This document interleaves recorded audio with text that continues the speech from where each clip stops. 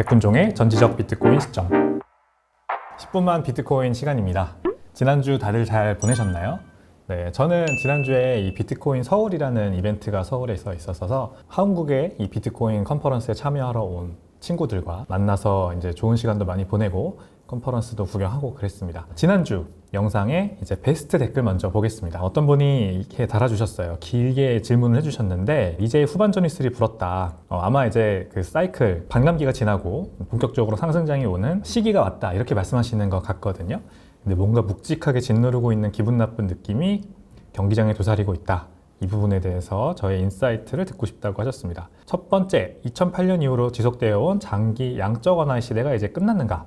고인플레, 고금리의 시대가 이제 뉴노멀인가? 라고 하셨어요. 제가 옆에다가 오른쪽에다가 한번 간단하게 답을 다 달아봤습니다. 기준금리를 지금 한두 차례 앞으로 내린다고 해도 그렇게 큰 대세 상승장으로 이어지진 않을 겁니다. 왜냐하면 2022년에 너무 급격하게 기준금리를 인상해서 시중의 유동성이 많이 말라있는 지금 상황이기 때문에 한두 차례 기준금리 인하를 한다고 이제는 완전히 다시 유동성 장세, 양적 완화 기조 이거로 넘어가지는 않을 것 같다라고 생각을 합니다.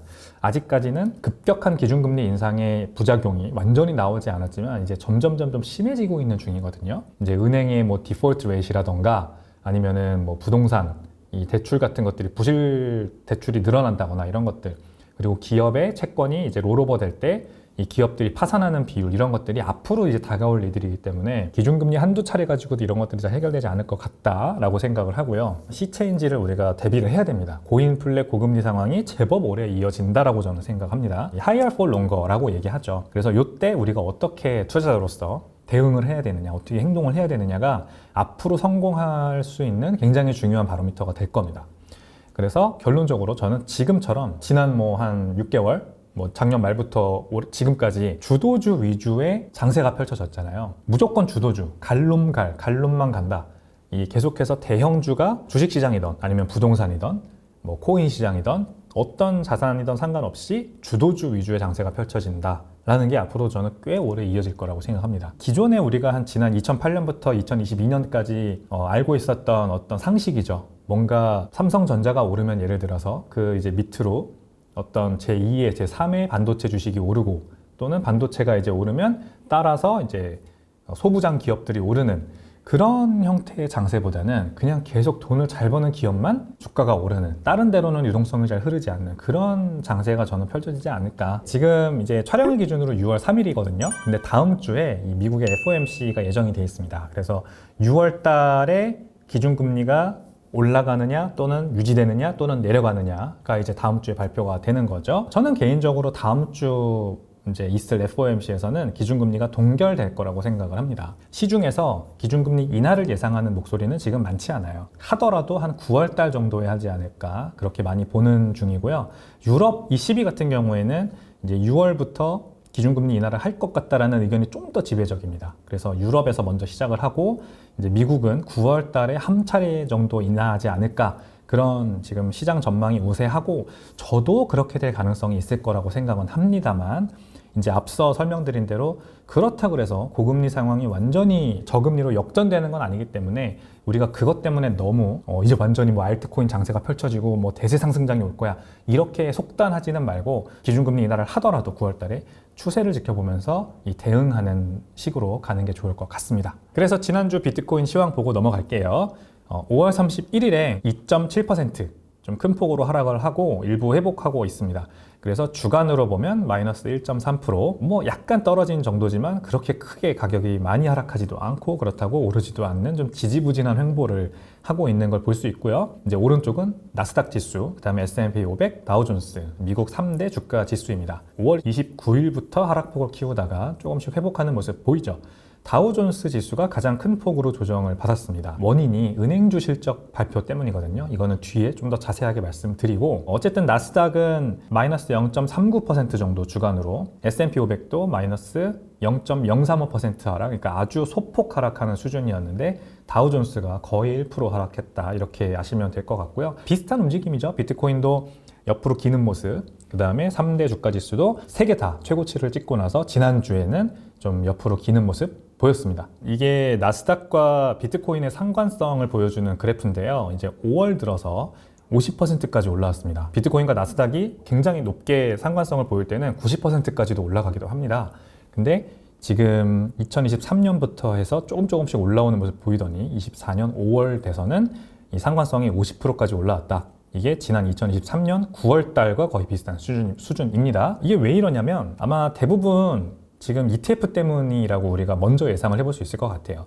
이 비트코인은 이제 미국에서 ETF가 출시된 이후로 ETF에 굉장히 큰 규모의 자금이 들어오면서 비트코인 가격을 끌어올리고, 이게 아무래도 주식시장에 있는 돈이 넘어오는 거기 때문에 주식시장 움직임과 비트코인 가격이 좀 많이 붙어서 움직이는 그런 모습을 보이고 있죠. 일단 비트코인 ETF, 미국의 11개 비트코인 ETF를 보면 전체 AUM이 5월 들어서 굉장히 이제 뚜렷하게 증가를 하고 있습니다. 여기 이제 오른쪽에 제가 화살표를 그려놓은 이 부분을 보면 되겠죠. 5월 1일부터 해서 5월 31일 지난주까지 쭉 비트코인의 ETF가 가지고 있는 AUM 총 운용 자산 규모가 570억 달러, 거의 580억 달러로 계속해서 쭉 올라가는 모습 보였습니다. 그러니까 여기에서 저점 찍고 다시 올라오고 있어서 약간 3월 달에 굉장히 좋은 움직임으로 다시 이제 가는 중인 것 같은 그런 모습이죠. 그 다음에 이거는 이제 일간 유입량입니다. 그래서 이렇게 올라오면은 여기가 이제 0이니까 이 빨간 선이 0이고 0 밑으로 내려가면은 유출된 날이고 0 위로 올라오면 유입된 날입니다. 근데 역시 5월 들어서 이 유입이 굉장히 많이 늘고 있죠. 밑으로 내려가는 날보다는 위로 올라온 날이 더 많습니다. 그래서 제가 한번 세봤는데 5월 들어서 이제 거래일은 20일이잖아요. 주말 빼고. 그 중에서 15일이 순유입을 기록했다고 합니다. 그러니까 단 5일만 순유출되고 나머지 15일은 순유입이 되어서 많은 비트코인이 다시 ETF 시장으로 돌아왔다, 이렇게 볼 수 있겠죠. 3월부터 4월까지는 좀 이렇게 계속 유출되는 날들이 많았습니다. 유출 그리고 양도 굉장히 컸어요. 그게 이제 비트코인 가격을 좀 이렇게 밀어내린 그런 모습이었는데, 지금 이제 다시 비트코인 가격이 5월달 들어서 좀 올라오는 원인은 결국 ETF에 많은 자금이 들어왔기 때문이다. 우리가 이렇게 해석할 수 있어요. 근데 이제 ETF 자금은 주식시장에 있던 자금, 주식시장에서 특히 뭐 차익 거래를 하거나 아니면은 그런 헤지펀드 기관 투자자들이 많이 비트코인 ETF로 넘어왔기 때문에 비트코인 가격과 나스닥 지수가 더 많이 동조를 하고 있는 중이다. 이렇게 보면 될 것 같습니다. 지난주 있었던 거시경제 이제 이벤트 중에 가장 중요한 거, PCE 개인 소비 지출 저 발표치가 이제 나왔었습니다. 그래서 4월 PCE가 발표가 됐는데 이 대부분 예상치를 부합하는 결과를 보였어요. 근데 좋게 해석하면 나빠지지 않았다. 전달 대비해서 많이 오르지 않고 경제학자들이 예상한 만큼, 뭐 블룸버그 애널리스트들이 예상한 만큼 나와서 다행이다. 인플레이션이 더 심해지진 않고 있다라고 해석할 수도 있지만, 결국 반대로 해석하면 24년 들어서 그렇게 뚜렷한 하락 없이 굉장히 스티키하게 머무는 모습 보이고 있다는 게 약간 이 인플레이션이 안 잡히고 있는 건가? 2%까지는 아직 멀었네. 그런 기준금리 인하 안 해줄 거 아닌가라는 의심으로 또 번지기도 했습니다. 그래서 굉장히 혼조된 결과를 이제 PC 결과가 나오고 나서 시장이 보였어요. 미국 동부시 기준으로 31일 오전에 이게 발표가 됐는데 비트코인 가격이 하락하다가 다시 상승하는 모습 보인 게 결국 이 PC의 어떤 결과가 혼조된 반응을 이끌어냈기 때문이다. 이렇게 해석하시면 됩니다. 헤드라인 PC, 그냥 모든 게 다 포함되어 있는 개인 소비 지출은요. 연간 기준 2.7% 상승, 그리고 지난달 대비해서는 0.3% 상승. 여기 이제 파란 그래프 보시면 24년 들어서 줄지는 않고 있어요. 늘고 있죠, 오히려. 여기 이렇게 늘고 있는 모습. 소폭이긴 하지만. 그래서 이거 안 줄고 있네 라는 약간 그런 의심. 그러니까 이제 불안함이 좀 가중되고 있는 거고요. 그 음식료 가격, 그리고 에너지 가격, 변동성이 큰 두 가지 지수를 뺀 코어 PC 같은 경우에는 전년 대비해서 2.8%. 그래서 예상치 대비해서 약간 높게 나왔어요. 하지만 어쨌든 약간 줄고 있는 모습이긴 합니다. 보이시죠, 여기? 이제 전년 대비해서 계속 줄고 있는 모습, 약간이긴 하지만. 그리고 이제 MOM, 지난달 대비해서는 0.2% 상승, 이렇게 돼 있습니다. 그래서 이걸 어떻게 해석해야 되느냐, 시장의 의견이 상당히 갈렸다. 그게 비트코인 가격을 떨어지고 올라오게 만들었다. 이렇게 해석하시면 되겠고요. 어쨌든 시장은 좀 기준금리 인하 가능성을 강하게 받아들였습니다. 그래서 결과적으로 미국제 10년물 금리가 하락하면서 기준금리 인하 기대감이 커졌다라고 이 국채 투자자들은 봤어요. 우리 같이 공부했었죠? 10년물 국채 금리가 하락한다는 것은 반대로 국채 가격이 상승하는 겁니다. 기준금리 인하 기대감이 커지면 지금 국채 트레이더들은 지금 현재 국채 금리에 자신의 자산을 락인하고 싶어 해요. 왜냐하면 앞으로 기준금리가 내려가면 국채 금리가 하락할 거므로 지금 국채를 사놔야 그 똑같은 금리를 유지할 수가 있겠죠. 내려가기 전에. 그래서 국채에 대한 수요가 상승하니까 국채 가격이 올라가고 그러면은 금리는 떨어집니다. 반대로. 국채 금리가 떨어진다는 건 결국 기준금리 인하 기대감이 커졌다. 이 국채 트레이더들 사이에서 라고 해석할 수가 있는 겁니다. 그리고 이제 앞서 소개드린 3대 지수 중에 다우존스 지수가 가장 많이 떨어졌던 거, 이거에 대해서 은행주 실적 때문이라고 말씀드렸죠. 이게 지난주 이 비트코인 시장과 주식시장을 굉장히 큰 혼조세로 빠뜨린 더 중요한 이벤트였는데, 기업들이 실적 발표를 계속해서 지난주에도 했어요. 근데 이제 은행주들이 많이 실적 발표를 했습니다. 근데 이 실적 발표 결과가 너무 안 좋았어요. 일단 캐나다 몬트리올 은행이라는 곳이 있습니다. 이제 미국에도 비즈니스를 가지고 있지만 본사는 캐나다에 있는 은행이죠. 지난주 수요일에 발표된 실적 발표에 따르면 2분기 기준 주당 2.59 캐나다 달러 실적을 기록했는데, 블룸버그 애널리스트들은 2.77 캐나다 달러를 예상했다고 합니다. 그러니까 어닝 쇼크, 어닝 미스를 한 거죠. 그리고 신용손실 충당금이 어느 정도냐, 이 은행이 4월까지 3개월간 신용손실 충당금, 즉 자산상태표에 대출이 나간 것들을 자산으로 놔둘 거 아닙니까? 나중에 돌려받을 돈이니까. 근데 이거를 손실 처리한 거를 신용손실 충당금이라고 해요. 이 손실 충당금이 캐나다 달러로 7억 500만 달러. 근데 애널리스트는 한 5억 8,500만 달러 정도를 예상했는데 거의 2억 달러 정도. 그러니까 훨씬 더 예상보다 많이 이 은행에 부실 대출들이 많았구나라는 걸 이제 알게 된 거죠.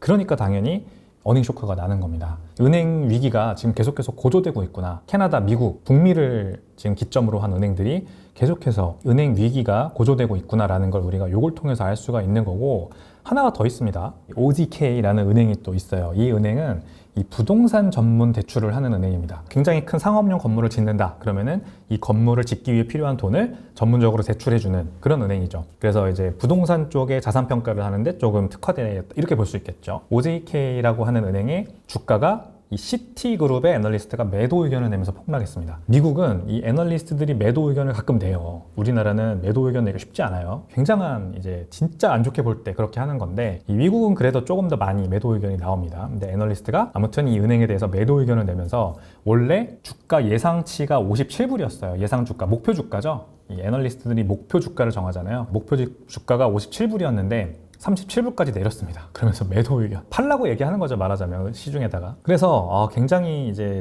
주가가 많이 떨어졌겠죠. 그래서 시티 애널리스트 매도 의견 때문에 주가가 폭락했는데, 얼마나 폭락했냐? 수요일 장시작 전 프리마켓에서 9% 하락하고 시작했어요. 이 은행은 샌디에고와 지금 애틀란타 쪽에 상업용 부동산에 크게 대출이 나간 것들이 있답니다.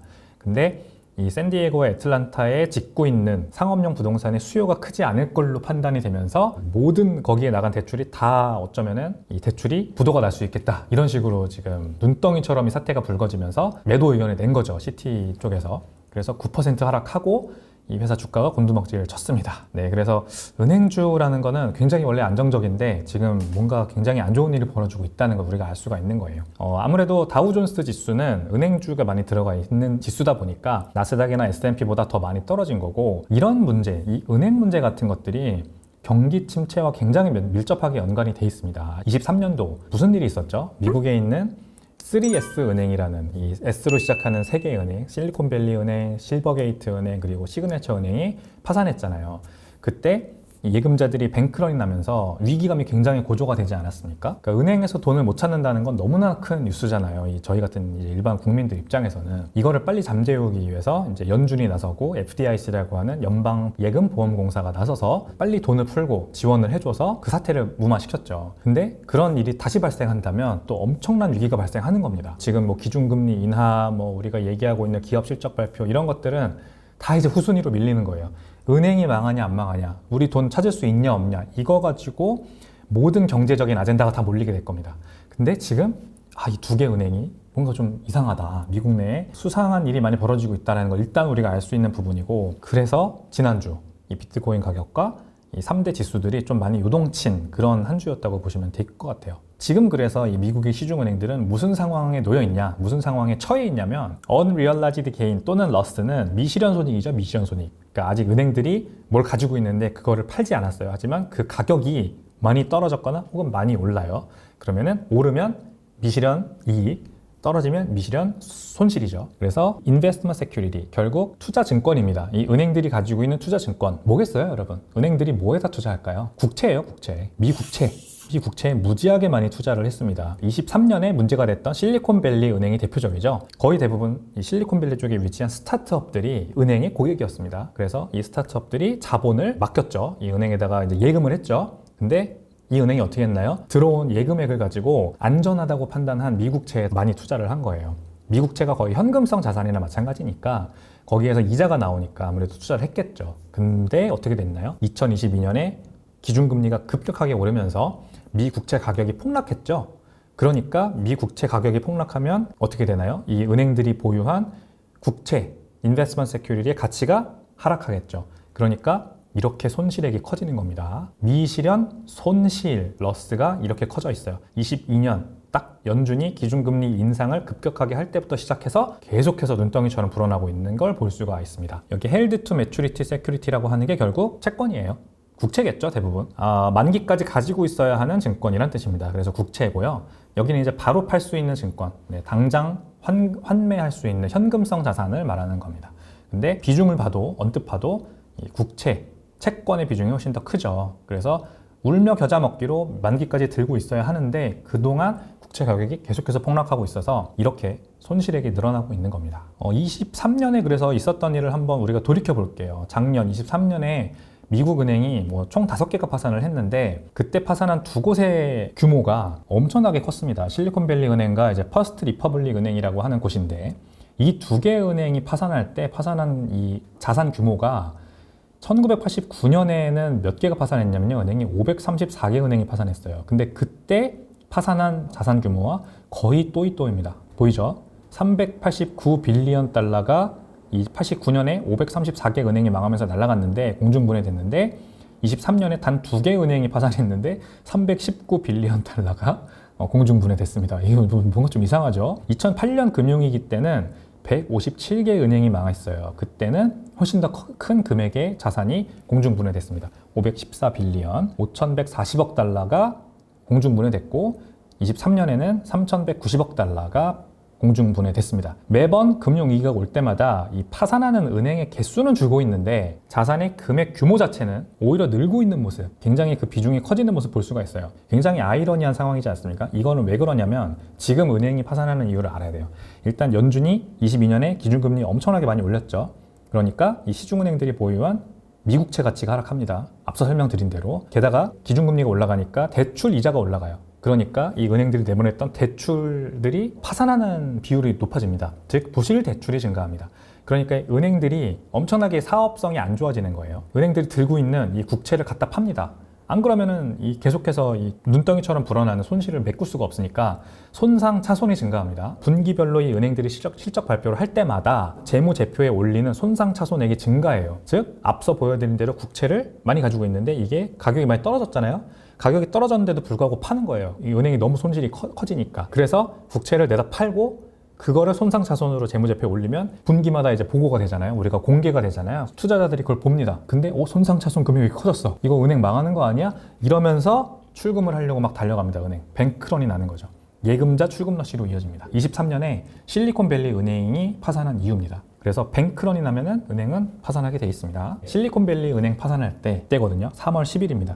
실리콘밸리 은행이 파산했다 뉴스가 난 게 3월 10일이에요. 근데 비트코인 가격 그때부터 어떻게 됐는지 볼까요? 3월 11일, 3월 12일, 13 쭉 해서 17일까지 비트코인 가격은 오히려 올랐어요. 이게 비트코인 투자자들이 반드시 유념해야 될 부분입니다. 은행이 망한다? 그때 주가 지수는 다 폭락했거든요. 이거 잘하면은 도미노 효과로 2008년 그 서브프라임 모기지 사태처럼 어떻게 보면 전 세계적인 신용 위험, 크레딧 위험으로 번질 수 있겠다. 은행이 미국만 이렇게 되는 건 아닐 거 아니에요. 우리나라를 비롯한 선진국 은행들도 비슷한 상황에 놓여 있는 거 아닌가. 이런 걱정이 막 퍼질 수 있었는데 비트코인 가격은 오히려 이렇게 슉 올랐습니다. 일주일 동안. 왜냐하면 이게 결국 은행이라는 어떤 기관이 가지고 있는 시스템이죠. 부분 지급 준비금 제도 때문에 발생한 문제구나라고 시장이 받아들인 거예요. 예금액은 10인데 대출을 100을 하잖아요. 예를 들면 은행은 예금액은 10인데 10만큼 대출이 나가는 게 아니라 승수해서 예금액보다 훨씬 큰 금액을 대출을 내보냅니다. 그래서 이 대출로 들어오는 이자로 이 예금자들에게 이자를 주는 거죠.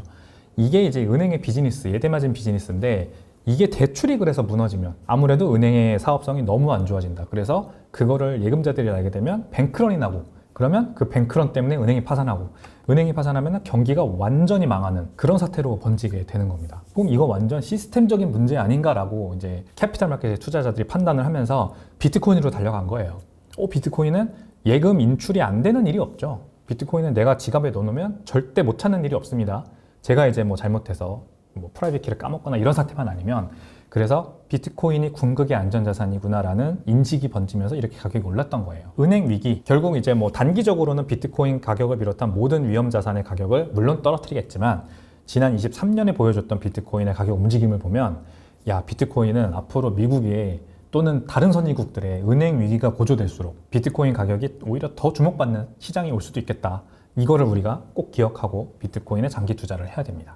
네, 10분만 비트코인은 이제 여기까지입니다. 이번 주에도 영상이 마음에 드셨다면 좋아요, 구독, 그리고 알림 설정까지 부탁드리겠습니다. 감사합니다.